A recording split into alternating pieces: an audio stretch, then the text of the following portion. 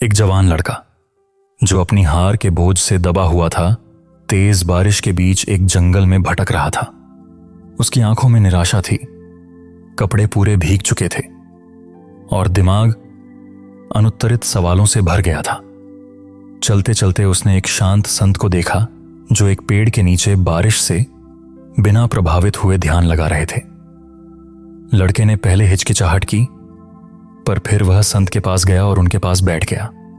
संत ने अपनी आंखें खोलीं और धीरे से मुस्कुराए। बेटा, तुम्हें किस बात की चिंता है? उन्होंने पूछा।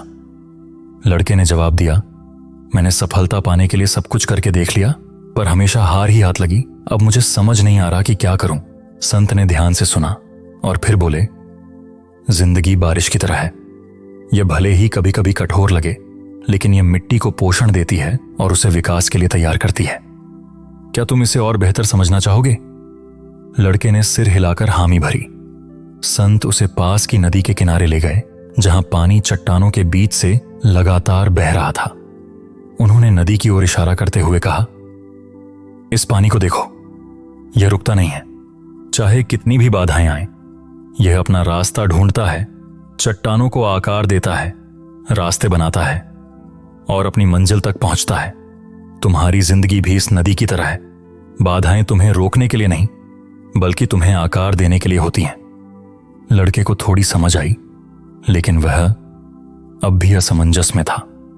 पर अगर मेरे पास आगे बढ़ने की ताकत ही ना हो तो? उसने पूछा। संत ने फिर मुस्कुराते हुए कहा, ताकत चुनौतियों की अनुपस्थिति से नहीं आती, यह धैर्य और निरंतरता से आती है। गौतम बुद्ध ने कहा था, अतीत में मत खो, भविष्य के सपने मत देखो, अपना ध्यान वर्तमान पल पर केंद्रित करो।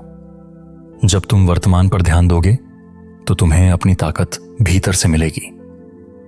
संत ने फिर एक किसान की कहानी सुनाई, जिसने तूफान के दौरान अपनी फसल बचाने के लिए कठिन परिश्रम किया। जब दूसरे लोग बेहतर मौसम का इंतजार कर रहे थे, किसान ने विश्वास और दृढ़ निश्चय के साथ काम किया। उसका परिश्रम रंग लाया और जब सूरज निकला, उसकी फसल खिल उठी। सफलता उन्हीं को मिलती है जो तूफान में भी अडिग रहते हैं, संत ने समझाया। लड़के ने यह सब सुना तो उसके अंदर उम्मीद की एक चिंगारी जल उठी। उसने समझा कि उसकी असफलताएं अंत नहीं हैं, बल्कि खुद को मजबूत और समझदार बनाने की नींव है। उसने संत को धन्यवाद दिया और नए इरादों के साथ अपने गांव लौटने का फैसला किया। सालों बाद वही लड़का, जो अब सफल और सम्मानित हो चुका था, फिर से संत से मिलने आया। इस बार उसकी आंखों में निराशा नहीं, बल्कि मुस्कान थी। उसने झुककर कहा, आपकी बातों ने मेरी जिंदगी बदल दी। मैंने सीखा कि धैर्य और विश्वास ही सफलता की असली कुंजी है।